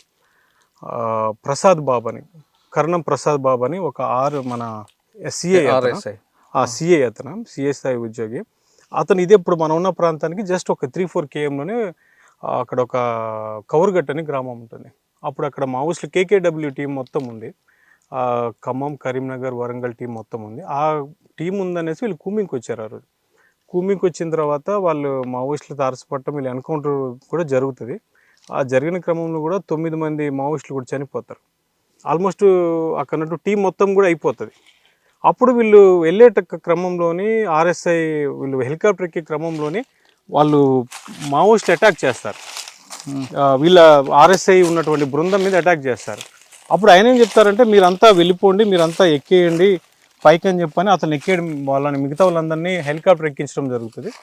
జరిగిన క్రమంలోని ఈ మన వరప్రసాద్ బాబు అని మాత్రం అక్కడే ఉండిపోతారు. ఆయన ఉండిపోతుంది, అతన్ని వీళ్ళు మావోయిస్టులు అదుపులోకి తీసుకోవడం జరుగుతుంది. ఆ విషయం మనకు 2 days తర్వాత మాకు చెర్లకి ఒక ప్రెస్ నోట్ వస్తుంది. ఇట్లాగా ఇట్లాగా అతను దొరికిపోయారంట అని చెప్పని ఒక సమాచారం అయితే అందుతుంది. ఆ తర్వాత ఆ డెడ్ బాడీ కూడా అక్కడే ఉంది, దాన్ని మీరు దమ్ముంటే పట్టుకెళ్ళండి అని చెప్పని ఒక లెటర్ కూడా వదులుతారు. అప్పుడు ఆ ఏరియాకి సంబంధించినటువంటి టీమే అప్పుడు కూడా చేసింది, పామిడి ఏరియా కమిటీ కావచ్చు, వాళ్ళు అనౌన్స్ చేస్తారు. అప్పుడు బాడీ తేవడానికి కూడా అసలు ఆ బాడీ ఎక్కడుందో కూడా తెలీదు. పలానా కౌరుగట్టు అడవుల్లో ఉంది, మీరు దమ్ముంటే పట్టుకెళ్ళండి అని సవాల్ ఇస్తుంటారు. అప్పుడు SP రంగనాథ్ గారు ఉన్నారు, అప్పుడు చర్లాసి SIకి అయితే దోమల రమేష్ గారు అని ఉంటారు. ఆయన నేను పడుకుంటాను, మార్నింగ్ వచ్చేసి ఆ డెడ్ బాడీని అలాగే తీసుకురావాలి, ఎట్లయినా మీరే వెళ్ళాలి అని చెప్పని పాపం ఆయన చాలా అడుగుతారు. అడిగిన క్రమంలోనే సరే వెళ్తామని చెప్పని ఒక 6గురం అయితే బయలుదేరుతాం. మాకు అంతా భోజనాలు అంతా ఏర్పాటు చేస్తారు. మేము ఈ ప్రాంతానికి రావడానికి మాకు 6-7 hours పడుతుంది. రోడ్ లేదు, ఏమీ లేదు. మేము అక్కడికి వచ్చి ఆ కౌరుగట్టు అనే గ్రామంలోనే ఆ బాడీని ట్రేస్ అవుట్ చేస్తాం. వెళ్ళిపోయి మళ్ళీ పలానా దగ్గర డెడ్ బాడీ ఉందని చెప్పిన తర్వాత మళ్ళీ తెల్లారి మార్నింగ్ వచ్చేసి ఆ డెడ్ బాడీని మళ్ళీ జనాల సమక్షంలోనే, అప్పటికే డెడ్ బాడీ మొత్తం కూడా పాడైపోయి స్మెల్ వస్తూ ఉంటుంది, దాన్ని తీసుకెళ్ళి మనం చెర్ల పోలీస్ స్టేషన్లో SP గారు వాళ్ళకి అప్పచెప్తాం. అప్పుడు అక్కడ కొంచెం వాళ్ళు ఆ నివాళులంతా అర్పించిన తర్వాత ఆ బాడీని అయితే వాళ్ళు ఆంధ్రప్రదేశ్కి పంపిస్తారు. అప్పుడు ఎక్కువగా మేమే దాన్ని లీడ్ చేసాము. డెడ్ బాడీ తీసుకురావడంలోనే డెడ్ బాడీ తీసుకురావడంలో మీరు లీడ్ చేశారు, కానీ మీకు కూడా ఒక ఛాలెంజ్ వచ్చింది, మిమ్మల్ని కూడా కిడ్నాప్ చేశారట కదా సంఘటన. అది ఎప్పుడంటే కిడ్నాప్ అనేది కాదు, అది మన పువర్తి క్యాంపు పెట్టిన క్రమంలోనే, మీకు పువర్తి ఫస్ట్ ఆపరేషన్ కగర్ తర్వాత పువర్తి గ్రామంలోని క్యాంప్ ఏర్పాటు చేస్తారు, జస్ట్ మనం ఉన్న దగ్గరలోనే. అప్పుడు మేము వెళ్తుంటే మావోయిస్టులు ఇక్కడే మామూలుగా భోజనంలో వండుకుంటున్నారు మధ్యాహ్నం పూట. మమ్మల్ని అక్కడ ఆపుతారు. మీరు ఎక్కడికి వెళ్తున్నారు ఏమిటి అని అడిగేసరికి మేము పలానా ప్రెస్ అని ముందు ID కార్డులు ఇస్తాను, ID కార్డు కూడా ఇస్తాను, అందరి ఐడి కార్డులు ఇస్తాం. ఇచ్చిన తర్వాత వాళ్ళు మేము లోపలికి వెళ్ళి వస్తామని చెప్పని మమ్మల్ని ఒక దగ్గర ఆపుతారు. ఆపి మేము అక్కడే భోజనాలు వండుకుంటాం. వాళ్ళు వెళ్ళేసరికి మధ్యాహ్నం 12 గంటలకు ఆపుతారు మమ్మల్ని. ఆపిన తర్వాత మా పేర్లు ఎవరెవరు వచ్చారు, మా ఐడెంటిటీ కార్డులు, మా ఆధార్ కార్డులు మొత్తం పట్టుకొని వెళ్ళి అప్పుడు టీం ఎవరున్నారంటే మన దామోదర్ ఉన్నాడు. అక్కడ ఛత్తీస్గఢ్ టీమ్స్ కూడా ఉన్నాయి. అంటే అప్పుడు పువర్తి క్యాంపు పెట్టిన తర్వాత ఆ చుట్టుపక్కల నక్సల్స్ అందరూ కూడా ఈ ప్రాంతానికి వచ్చేసారు. ఈ టీమ్స్ అన్నీ అక్కడే ఉన్నాయి. ఎవరెవరు వచ్చారు ఏంటనేసరికి మేము ఆల్మోస్ట్ తెలుసు కాబట్టి పలానా వీళ్ళు పత్రికలు వచ్చారని చెప్పిన తర్వాత మళ్ళీ ఎందుకు వెళ్తున్నారు ఏంటని మళ్ళీ ఒక లెటర్ పంపించారు. అంటే మేము పలానా జగురుకొండ వెళ్తున్నాను, మా రిపోర్టర్ ఒక అతను చెప్తారు. ఆ తర్వాత మరి కొంతమంది పువర్తి వెళ్తున్నామని కూడా చెప్తాం, రాసి పంపిస్తాం ఆయనకి ఏమిటనేది. అప్పుడు ఆయన కూడా ఒక లెటర్ పంపిస్తారు.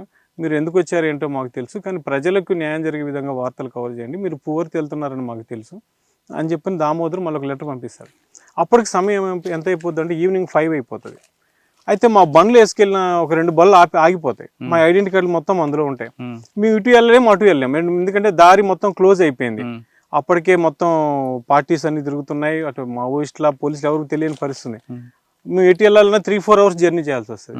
అందుకని చెప్పని మేము ఆ రోజు నాటి ఇక్కడే పడుకుంటాం మేము అని చెప్పడం జరిగింది. అయితే ఇదే క్రమంలోనే లాస్ట్ టైం ఎన్కౌంటర్ జరిగిన ఉద్దమ్ సింగ్ వస్తాడు అక్కడికి. ఆయన వచ్చి మీరు చెర్ల నుంచి వచ్చారంటగా ప్రెస్ అని మమ్మల్ని అడుగుతారు. ఆయన అవును మేమే వచ్చామని చెప్తాం. చెప్పిన తర్వాత ఆయన కొద్దిసేపు వెపన్ ఉంటుంది ఆయనకి, మీరు ఒక 5 days ఇక్కడ ఉండాలి అంటాడు ఆయన. ఎందుకు అని మేము అడుగుతాం. అంటే మీరు లేదు మీరు ఉండాల్సి వస్తుంది అన్నారు. అంటే మన మిత్రులు అన్నారు కదా, మేము 5 days కాదు 10 days అయినా మేము ఇక్కడ ఉంటాం, మరి మేము ఇక్కడ ఉంటే మాత్రం మా గ్రేహౌండ్స్ వచ్చేస్తుంది అని చెప్పారు. గ్రేహౌండ్స్ వస్తే మరి మీకే ఇబ్బంది అని అంటే ఆయన కొంచెం పక్కకి వెళ్ళి ఆలోచించుకొని వైర్లెస్ సెట్లు ఎవరితో మాట్లాడిన తర్వాత సరే మీరు వచ్చేయండి అనేసరికి ఆయన వెళ్ళిపోతాడు. వెళ్ళిపోయిన తర్వాత అప్పుడు మళ్ళీ మాకు దామోదర్ ఒక లెటర్ పంపుతాడు, మీరు పువర్తి వచ్చారని తెలుసు, మీరు ఏదైనా కానీ జెన్యున్గా వార్తలు ప్రజెంట్ చేయండి అని చెప్తే అని మమ్మల్ని మీరు వెళ్ళిపోవచ్చు అని చెప్తారు. కానీ మేము ఇక్కడే ఉంటామని చెప్పి ఆ రోజు నైట్ అక్కడే పడుకుంటాం మేము. ఆ రోజు నైట్ మాకు వాళ్ళంతా కూడా భోజనాలు ఏర్పాటు చేస్తారు. మా బాబు ట్యాబ్లెట్స్ కూడా అందరికి ఇస్తారు. పాపం చాలా బాగా చూసుకుంటారు. అప్పుడు ఆ నైట్ మేము అక్కడే పడుకుంటాం. అదొక మెమొరబుల్ మాకు, అదొక పెద్ద టాస్క్ కూడా. విషయం ఏంటంటే ఆ రోజు కూడా మేము బట్టలు కొనుక్కుంటాం సంతలో. ఇదే సాటర్డే సంత జరుగుతుంటుంది. చాలా మంది చూసుకొని వీళ్ళు బట్టలు కొనుక్కుంటున్నారు, వీళ్ళు నక్సల్స్ ఆపేర్చారని చెప్పని ఇక్కడ స్థానికులు మన ఫ్యామిలీస్ చెప్పేస్తారు. అక్కడ వాళ్ళు టెన్షన్ పడుతుంటారు. మీ ఎవరికన్నా ఫోన్ చేద్దామంటే వీళ్ళు ఏమంటారు, మేము ఒక పాయింటే చూపిస్తాం, మీరు ఆ పాయింట్కి వస్తేనే మీకు సిగ్నల్ ఉంటుందని చెప్తారు. మేము ఎటు చెప్పలేని పరిస్థితి ఉంటుంది. వాళ్ళు ఒక టెన్షన్ పడుతుంటారు. మేము ఎట్లయినా చూసుకొని ఒక నైట్ 10కి ఒక ఫారెస్ట్లోకి వెళ్ళిపోయి ఒక దగ్గర సిగ్నల్ చూసుకొని ఒక్కొక్కరం ఫ్యామిలీకి చెప్పుకున్న తర్వాత అప్పుడు అక్కడ వాళ్ళకి టెన్షన్ తగ్గుతుంది. తగ్గిన తర్వాత మార్నింగే మళ్ళీ మేము పువర్తి వెళ్తాం. పువర్తి 7కి ఇక్కడ మళ్ళీ స్టార్ట్ అయిపోయి 9 కల్లా పువర్తి వెళ్ళిపోతాం. పువర్తి వెళ్ళిపోతే వాళ్ళు అక్కడ మమ్మల్ని ఆపుతారు. మీరు నైట్ ఎక్కడ ఉన్నారు ఏమిటి అని అడిగితే విషయం అంతా చెప్తాం. సరే కవర్ చేసుకోండి అని చెప్పిన తర్వాత మళ్ళీ అదంతా మేము కవర్ చేస్తాం. మళ్ళీ అక్కడ కూడా మళ్ళీ డిస్టర్బెన్స్ అవుతుంది. మాతో ఉన్నటువంటి 4-5 టీము విడిపోయి హిడ్మా తల్లి దగ్గరికి వెళ్ళిపోతారు. ఆమె వేరే గుట్టల్లో ఉంటుంది. వీళ్ళు ఏం చెప్తున్నారు, మీరు అటు వెళ్ళొద్దు, అటు మా మీద అటాక్ చేయడానికి మావోయిస్టులు రెడీగా ఉన్నారు, మీరెందుకు అటు వెళ్తున్నారు అని చెప్పని వీళ్ళు అంటారు. వీళ్ళు తెలియకుండా అటు వెళ్ళిపోతారు. ఇక్కడ మమ్మల్ని సతాయిస్తుంటారు, మీ టీం ఏమైపోయింది మీరు కవర్ చేసుకున్నారు కదా అని. అక్కడ కొంచెం గందరగోళం ఏర్పడుతుంది. వీళ్ళు ఏమంటారంటే ముందు ఇప్పుడు ఫైరింగ్ జరుగుతుంది, వాళ్ళని మేము డ్రోన్లు ఎగిరేస్తాము, వాళ్ళని పట్టుకొని వచ్చి వీళ్ళని పంపిస్తాం, మీరు వెళ్ళిపోండి అంటే మేము జేగురుకొండ నుంచి వస్తాం. వీళ్ళు ఏం చేస్తారు, మా దగ్గర ఉంటే 6 టీము వీళ్ళకి వచ్చి వీళ్ళని అడవిలోని అటాక్ చేస్తారు పోలీసులే.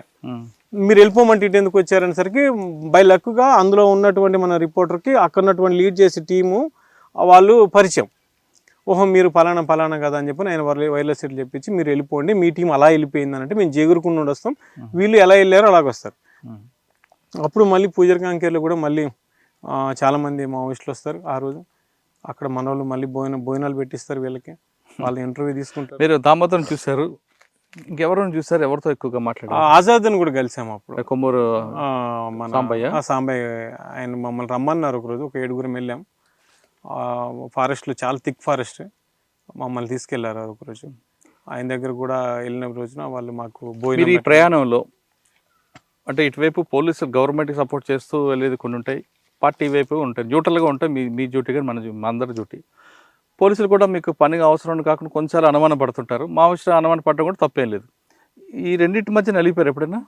చాలాసార్లు.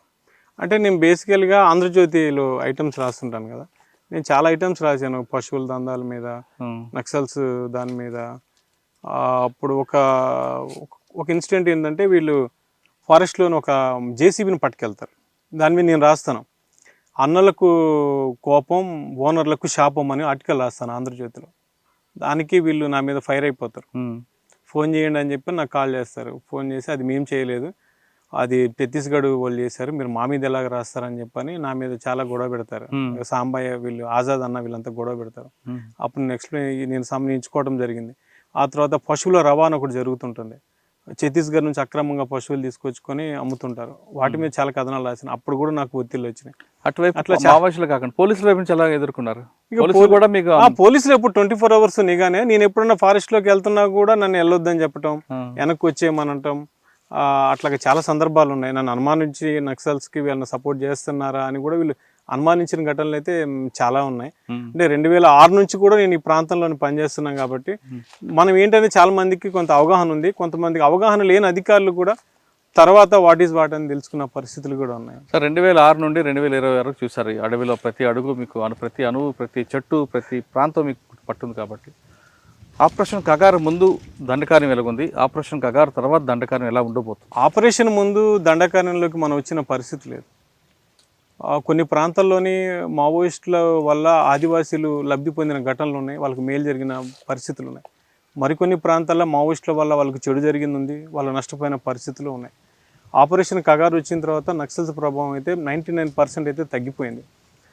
ఇప్పుడు ఆ కగారు తర్వాత ఇప్పుడు మార్చి 31 తర్వాత పరిస్థితి ఏ విధంగా ఉంటుందని కూడా మనం ఇప్పుడు అంచనా వేసే పరిస్థితి. అంటే ఈ ప్రాంతంలోనైతే ప్రస్తుతానికైతే పీస్ఫుల్గానే ఉంది. మళ్ళీ ఏమన్నా మా లొంగిపోయిన వాళ్ళ పరిస్థితి ఎట్లుంటుందో మనం చెప్పే పరిస్థితి లేదు. చాలా వరకు అయితే ఇప్పుడు అభివృద్ధికి దగ్గర అయ్యారు కాబట్టి మ్యాక్సిమం కూడా ఇక సాయుధ పోరాటానికి దూరంగా ఉంటారేమో అని మనం అనుకుంటున్నాం. ఓకే, ఒకసారి మనం వెనక్కి వెళ్దాం.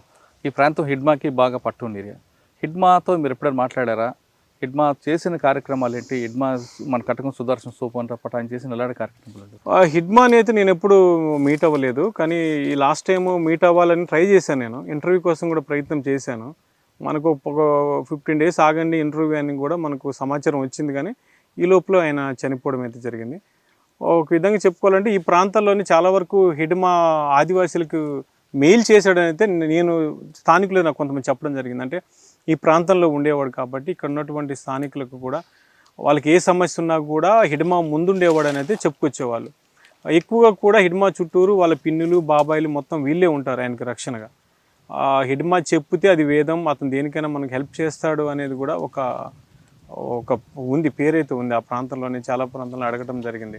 ఇప్పుడు మన ఇక్కడ ఉన్న ప్రాంతం పక్కనే కటకం సుదర్శన్ స్థూపం అది ఆయన కట్టించాడు. ఇక్కడ కటకం సుదర్శన్ కరోనా టైంలో చనిపోవడమే జరిగింది. ఆ తర్వాత అతని గుర్తుగా అయితే మనం చూస్తున్నాం కదా, అదే స్థూపం అయితే ఆయన కట్టించడం జరిగింది. 2021 మార్చి 21 అనుకుంటా మేబీ ఆయన చనిపోతారు. అప్పుడు దగ్గరుండి అది హిడ్మాని ఇది కట్టించాడు. ఇదంతా చాలా పెద్ద స్థూపం. ఓకే, అందరు చనిపోయిన అమరుల కుటుంబాలకు ఆదుకోవడం కాకుండా వాళ్ళ తరఫున స్థూపాలు కట్టించిన హిడ్మా చనిపోయిన తర్వాత ఆయన పేరు మీద స్థూపం కట్టారు ఇక్కడ? లేదు, అలాంటిది ఏం లేదు. అసలు స్థూపాలు ఎక్కడ కూడా కట్టలేదు. ఛత్తీస్గఢ్ ప్రభుత్వం కూడా ఎక్కడ కూడా అనుమతి ఇచ్చిన పరిస్థితి లేదు. కేంద్ర బలగాలు కూడా అసలు ఎక్కడెక్కడ స్థూపాలను కూడా ఉంచడం లేదు.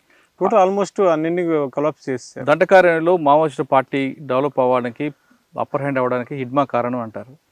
పార్టీ తగ్గిపోవడానికి కూడా హిడ్మా కారణం అంటారు.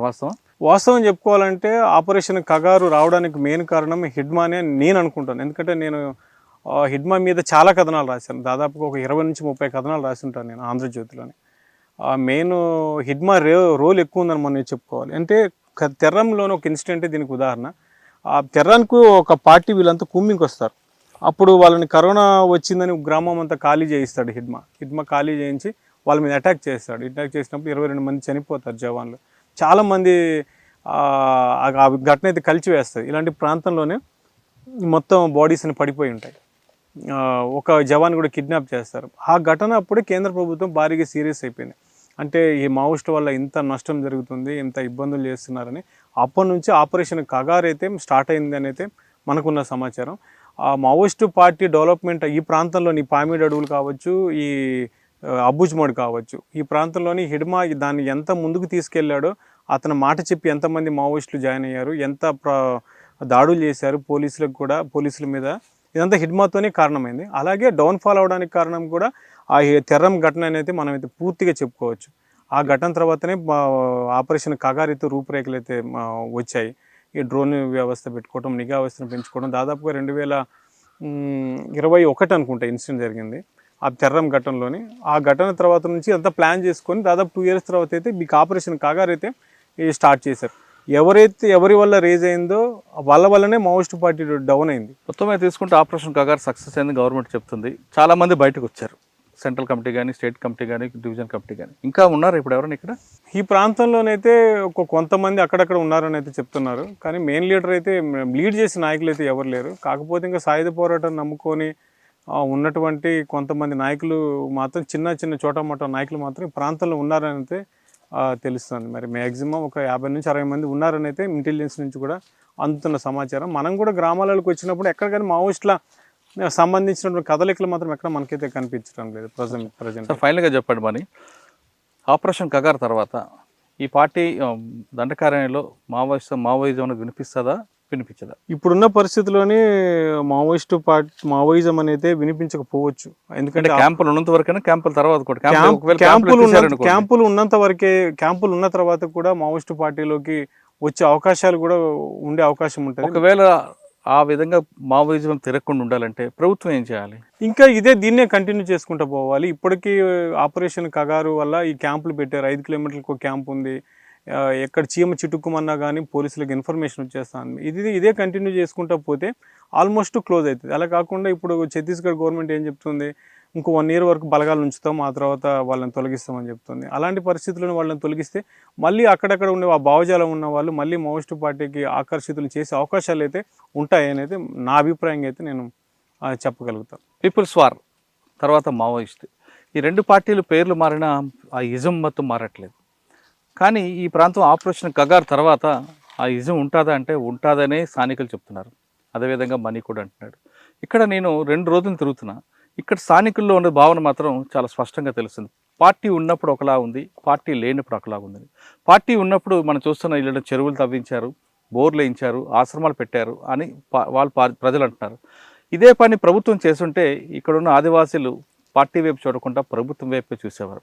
ఇక్కడున్న కొంతమంది నాయకులు కేవలం వాళ్ళకి ఓట్ల కోసం మాత్రమే వాడుకున్నారు తప్ప ఇటువంటి కార్యక్రమాలు చేపట్టకపోవడం వల్లే ఈరోజు పార్టీకి ఇది వచ్చింది. మరోవైపు ఆదివాసీలకి ప్రధాన లీడర్ హిడ్మా అనే వ్యక్తి పార్టీకి, మావోయిస్ట్ పార్టీకి ఒక గుండెకాయ అని చెప్పొచ్చు. అంత స్ట్రాంగ్ పర్సన్. ఆయన ఒక పిలిపిస్తే వాళ్ళ కుటుంబాలు మొత్తం వస్తాయి. అలాగా ఆయన దాదాపు వేలాది మందికి ఒక దైవంగా అయ్యాడు. హిడ్మా ఏ పార్టీకి అయితే సపోర్ట్గా ఉన్నాడో ఆ పార్టీ నాశనానికి కూడా అతనే అనేది మనీతో పాటు చాలామంది చెప్తున్నారు. ఇప్పటికైనా ఆపరేషన్ కగార్ తర్వాత ఈ ప్రాంతం మావోయిజం వైపు చూడకుండా ఉండాలంటే ప్రభుత్వం ఖచ్చితంగా గ్రామాల స్థాయికి రావాలి. ప్రభుత్వ పథకాలు కేవలం పేపర్ మీద కాకుండా గ్రామాల్లో కనిపించాలి. కేవలం రోడ్లు ఒకటి వేసామని కాకుండా మౌలిక సదుపాయాలు కల్పించాలి. ఆదివాసీలకు కావాల్సిన అన్ని ఏర్పాట్లు చేయాలి. వాళ్ళకి కరెంట్ అంటే తెలీదు, రోడ్డు అంటే తెలీదు, బస్సు అంటే తెలీదు. వాళ్ళకి కనీసం ఏమైనా చిన్న జ్వరం వచ్చినా హాస్పిటల్కి వెళ్ళడానికి సదుపాయాలు లేవు. ఇవన్నీ కూడా అంటే ఉచిత విద్య, వైద్యం ఇవన్నీ కూడా కల్పిస్తే ఖచ్చితంగా ఇప్పుడు కాకపోయినా కొంతకాలం తర్వాత అయినా ఇక్కడ యువత పార్టీ వైపు చూడకుండా ఉంటారు. అదే కావాల్సింది కూడా పార్టీ. కాబట్టి పార్టీ ఏం ఆశించిందో అదే ప్రభుత్వం చేపడితే ఆదివాసులు ఖచ్చితంగా ప్రభుత్వాలకే సపోర్ట్ చేస్తారనేది చాలా తెలుస్తుంది. ఇంకా మావోయిస్ట్ పార్టీ గురించి తీసుకుంటే 31 తర్వాత కొంతమంది భావజాలంతో ఉన్నవారు, సాయుధ పోరాటాన్ని నమ్ముకున్న వాళ్ళు మరొకసారి బయటకు వద్దామని ఆలోచిస్తున్నట్లుగా అర్థమవుతుంది. అంటే 31 తర్వాత బలగాలు బయటకు వస్తాయి. బలగాలు వచ్చిన తర్వాత మరొకసారి మేము గ్రామాల్లోకి వస్తాం, మన ఆదివాసులకి దగ్గర తీసుకుంటామని భావిస్తున్న వాళ్ళందరూ కూడా అది పొరపాటుగానే భావించుకోవచ్చు. ఎందుకంటే ఛత్తీస్గఢ్ కానీ తెలంగాణ కానీ ప్రభుత్వాలు కేవలం 31 వరకు కాకుండా కనీసం దీన్ని మరో 2-3 సంవత్సరాలు కొనసాగించే అవకాశం కనిపిస్తుంది. కాబట్టి వాళ్ళ ఆశలు, వాళ్ళ ఆలోచనలు తప్పు అనే విషయం తెలుస్తుంది. ప్రభుత్వం ఏ విధంగా చెప్తుందో కాకుండా మీకు ఆదివాసులు ఏ విధంగా డెవలప్ చేస్తే బాగుంటుందన్న విషయాన్ని మీరు చర్చించి మీరు గుర్తించారు. కాబట్టి ఆ ఆలోచన విధానంగా మీరు ప్రభుత్వాలకు రండి, ప్రజల్లోకి రండి, ఖచ్చితంగా ప్రజలకి మీ ఆలోచన చెప్పండి. ప్రజలు మిమ్మల్ని ఆదరిస్తారన్నది బయట ఉన్న ప్రజల యొక్క వాదన. సాయుధ పోరాటం కాదు, బుల్లెట్ ద్వారా కాదు, బ్యాలెట్ ద్వారా కూడా మేము సాధిస్తామని మీరు నిరూపిస్తే ఎక్కడ ప్రజలు ఉన్నారో ఆ ప్రజలు పీడిత ప్రజలు మీరు అంటుంటారో ఆ పీడిత ప్రజల హక్కులు కానీ మీరు గుర్తు చేస్తే ఖచ్చితంగా ప్రజలందరూ మీ వైపు ఉంటారు. ప్రభుత్వాలు మీ నిర్ణయానికి తలదించుతా అనేది ఇక్కడ సంబంధిస్తుంది. ఇది 31 తర్వాత ఆపరేషన్ కగారు ఉంటుందా లేదా, ఉంటే ఏమవుతుంది లేకపోతే ఏమవుతుంది అనే విషయంపై ఐ డ్రీమ్ స్పెషల్ స్టోరీస్ మరో విషయంలో మళ్ళీ కలుద్దాం. అంతవరకు నమస్తే. థ్యాంక్ యూ వెరీ మచ్ అండి.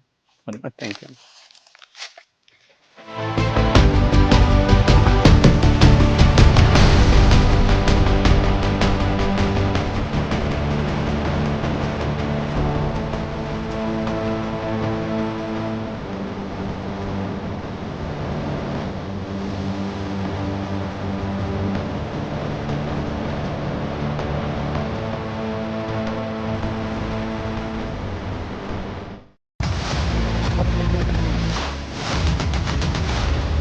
iDreams, this police diaries is something very, very valuable towards that. I must really appreciate Murali, your insights.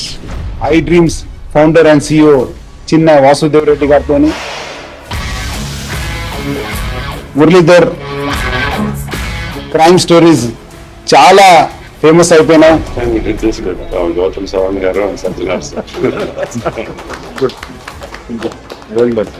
I congratulate him for doing so well, and I congratulate him his boss also. So well.